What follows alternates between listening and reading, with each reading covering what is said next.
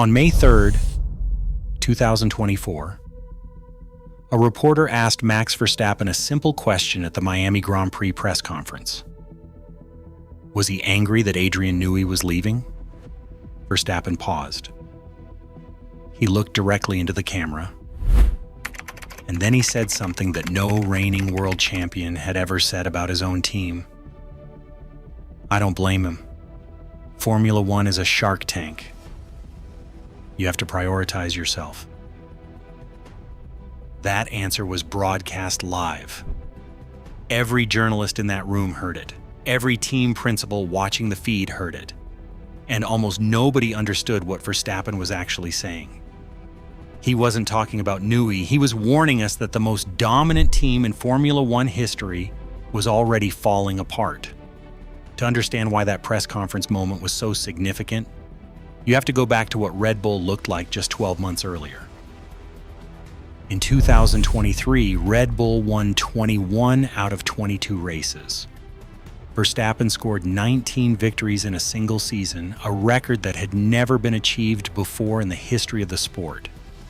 At the Abu Dhabi Grand Prix, the final race of the year, the team celebrated on the podium as if nothing could ever touch them. But the cracks were already visible to anyone paying close attention. In February 2024, Red Bull announced that an independent investigation had been launched into the conduct of team principal Christian Horner. The investigation was triggered by a complaint from a female employee. Red Bull confirmed the investigation publicly, then confirmed Horner had been cleared, all within the space of 3 weeks. What followed was a public fracture that played out in front of every camera in the paddock. At the Bahrain Grand Prix, the first race of the 2024 season, Jos Verstappen, Max's father, and one of the most respected voices in the paddock, sat down with the Daily Mail and said, "The team is in danger of being torn apart. It can't go on the way it is. It will explode." He said this while standing in the Bahrain paddock, in public, on the record. That is not a man speculating. That is a man who had seen something from the inside and was choosing to say it out loud. For the first 6 races of 2024, the results masked the problem. Verstappen won in Bahrain, Saudi Arabia, Japan, China, and Miami. 5 victories from 6 starts. On paper, everything looked fine. But watch the onboard footage from those races. Watch the way Verstappen was driving. In 2023, he was smooth, controlled. He had a car that responded to every input. He barely had to fight it. In 2024, the driving style changed. The rear of the car was unpredictable. Verstappen was catching slides that he should never have had to catch. He was overdriving, working twice as hard for the same result. By Monaco, the data was undeniable. Lando Norris put his McLaren on pole position, 0.7 of a second faster than Verstappen in qualifying. That gap, 0.7, is enormous in Formula One. It is the difference between a car that works and a car that doesn't. In the Barcelona press conference after practice, Verstappen sat in front of the cameras and said it plainly. "We lose in the high speeds, the low speeds, the medium speeds. It's pretty much everywhere." That quote was broadcast live. It is on YouTube. You can watch it today.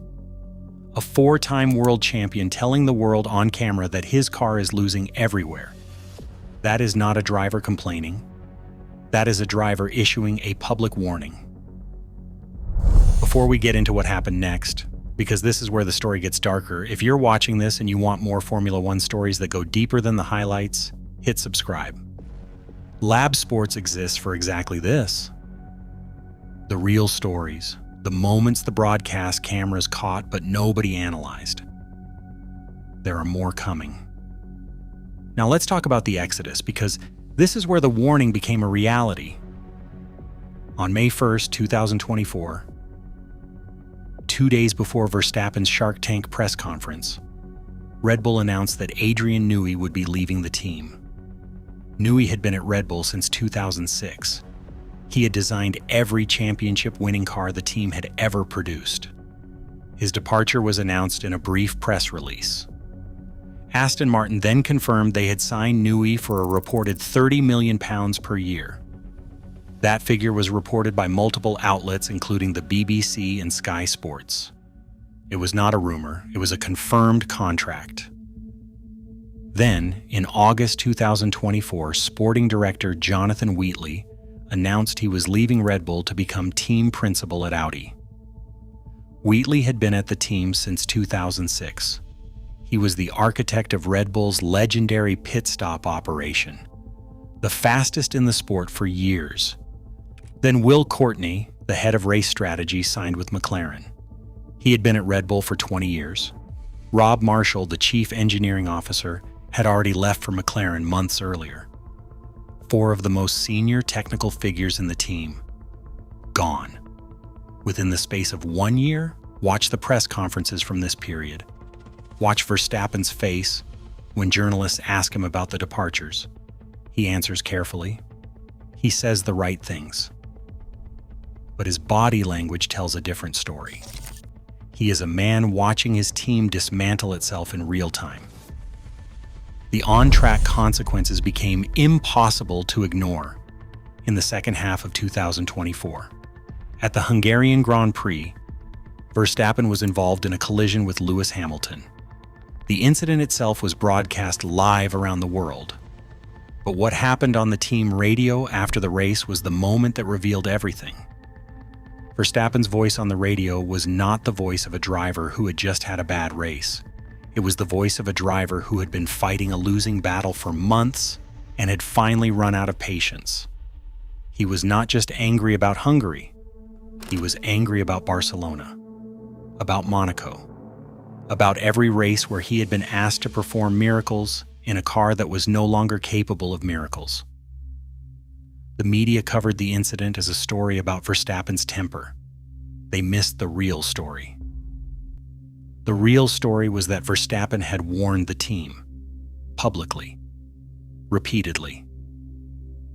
And the car was getting worse, not better. In 2025, Christian Horner was sacked by Red Bull. The announcement was made in a brief statement. After 20 years as team principal, the man who had built the dynasty was gone. Laurent Mekies was appointed as his replacement. That announcement was covered live by every major sports broadcaster in the world. It was not speculation, it was confirmed. The 2026 season removed any remaining doubt. Red Bull arrived in Melbourne for the season-opening Australian Grand Prix with their new car, the RB22. Sources close to the team, reported by outlets including The Race, confirmed the car was overweight. Not slightly, significantly. Estimates pointed to somewhere between 6 and 10 kilograms over the minimum weight limit. In Formula One, that translates directly to lap time. Every kilogram costs roughly 0.02 of a second per lap. In Q1 at Albert Park, Verstappen braked into Turn 1, locked his rear axle, and spun into the gravel. He did not set a time. He was eliminated from qualifying before the session had barely started. That moment was broadcast live to millions of viewers worldwide. You can watch the onboard footage, you can see the lockup, you can see the car slide off the circuit. He started from 20th on the grid, he finished 6th. It was a remarkable recovery drive. But it was also the clearest possible evidence that the car was not where it needed to be. Verstappen had said it at the Miami press conference in 2024. His father had said it in the Bahrain paddock. The engineers had voted with their feet. Every warning had been public. Every warning had been ignored. Formula One history is full of dynasties that ended. Williams dominated the 1990s and then collapsed. Ferrari won 5 consecutive titles with Schumacher and then spent a decade searching for another.